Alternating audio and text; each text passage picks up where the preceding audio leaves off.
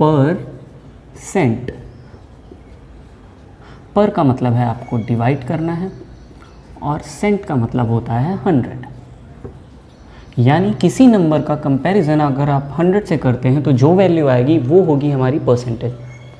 तो चलिए एक दो क्वेश्चन समझ लेते हैं। मान लीजिए आपका 100 मार्क्स का एग्ज़ाम होता है और आपके मार्क्स आते हैं 85। तो सर यहाँ 85 का कंपैरिजन 100 से किया जा रहा है, दैट मीन्स ये 85% हो गया। सिंपली इसी तरह मान लीजिए अगर आपका एग्ज़ाम 50 का होता और आपके मार्क्स आते 45, तो यहाँ क्या कंपैरिजन 100 से हो रहा है? नहीं। तो सर इसे तो परसेंटेज बोल नहीं सकते हैं, तो चलिए इसे 100 बना लेते हैं। आप दोनों में 2 से मल्टीप्लाई कर दीजिए और आपकी नई वैल्यू आ जाएगी 90/100। अब सर ये कंपैरिजन 100 से हो रहा है, तो हम बोल सकते हैं कि हमारे मार्क्स जो आए हैं वो 90% आए हैं। ये बेसिक था। तो चलिए एक दो नई चीज़ें और सीखते हैं। देखिए परसेंटेज जो होता है यहाँ पर हम कंपैरिजन जो करेंगे वो 2 तरह से करना सीखेंगे। सबसे पहले फ्रैक्शन और दूसरा परसेंटेज। फ्रैक्शन में कोई चीज़ जब कंप्लीट होती है तो उसको हम बोलते हैं 1, और परसेंटेज में जब कोई चीज़ कंप्लीट होती है तो उसे बोलते हैं हम 100%।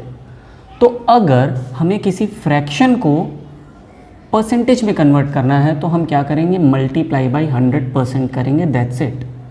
और वहीं अगर हमें किसी परसेंटेज को फ्रैक्शन में कन्वर्ट करना है तो हम मल्टीप्लाई बाई 1/100 या फिर इसे हम बोल सकते हैं डिवाइड बाई 100। ठीक है, तो चलिए आते हैं 2 क्वेश्चन पकड़ते हैं। सबसे पहला 1/2। सर यहाँ कंपैरिजन 2 से हो रहा है लेकिन हमें तो 100 चाहिए, तो या तो हम दोनों में 50 से मल्टीप्लाई कर लें, या तो अभी जो हमने सीखा हुआ है कि अगर हमें फ्रैक्शन से परसेंटेज जाना है तो हमें सिंपली क्या करना है? 100% से मल्टीप्लाई करना है। तो सर 2 1 2, 2 5 10, और ये आ जाएगा हमारा 50%। बात करें 1/4 की, तो इसमें भी सर वही कर लेते हैं। 4 1 4, 4 2 8, 4 5 25%। तो इसी तरह हम किसी भी फ्रैक्शन को किस में कन्वर्ट कर सकते हैं? परसेंटेज में कन्वर्ट कर सकते हैं। एक क्वेश्चन और ले लेते हैं। जैसे हमने ले लिया 1/3, यहाँ तो सर ये कैंसिल आउट भी नहीं होगा। अब क्या करेंगे? कुछ नहीं, आप इसे मिक्स फ्रैक्शन में लिख लीजिए। 100/3 दैट मीन्स ये हो जाएगा 33 whole 1/3%। Basic fraction and percentage मैंने बोर्ड पे लिख दिए हैं जो आपको आई थिंक याद कर लेनी चाहिए, आपका काफ़ी टाइम सेव हो जाएगा। लाइक अगर ये 1 है तो 100%, 1/2 50%, 1/3 33 whole 1/3%, 1/4 25%, 1/5 20%, 1/6 12 whole 2/3%, 1/8 12 whole 1/2% and 1/10 10%।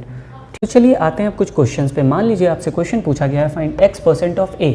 Simply आप दोनों को मल्टीप्लाई करेंगे एंड डिवाइड बाई 100 कर देंगे। ये तो हो गया बेसिक। कुछ क्वेश्चंस करके देखते हैं। Find 10% of 25,000। आप दोनों को मल्टीप्लाई कीजिए एंड डिवाइड बाई 100 कर दीजिए।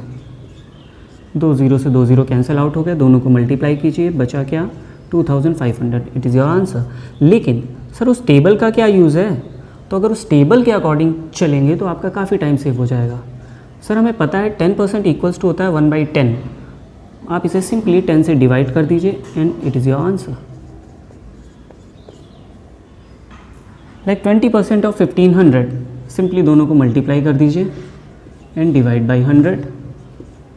2 0 से 2 0 कैंसिल आउट हो गए। बचे हुए पार्ट को मल्टीप्लाई कर लीजिए, आपका आंसर आ जाएगा।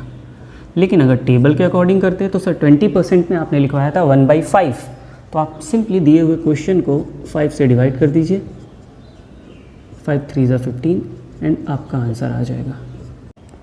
जैसे अब इस क्वेश्चन को देख लीजिए। इसको करने के लिए हमें सबसे पहले क्या करना पड़ेगा? सर इसे इम्प्रॉपर में कन्वर्ट कीजिए। 25/2 आ जाएगा सर। अब क्या करेंगे? दोनों को मल्टीप्लाई करेंगे।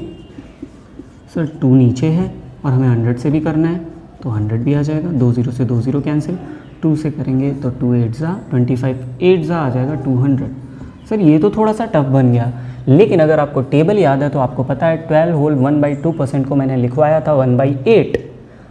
तो सिंपली आप इस क्वेश्चन को 8 से डिवाइड कर देते तो भी तो आंसर आ जाता। आई थिंक मेरी बात आप समझ गए होंगे कि वो टेबल कितनी ज़्यादा इंपॉर्टेंट थी। अगर वो टेबल आपको याद है तो आप बड़े बड़े क्वेश्चंस को बहुत ही जल्दी कर सकते हैं। नेक्स्ट क्वेश्चन पे आते हैं। सिंपली आप इसे दोनों को मल्टीप्लाई कर दीजिए और 100 से डिवाइड कर दीजिए। 25 1 ज़ा, 25 4 ज़ा, 4 2 ज़ा और 20 इज़ योर आंसर।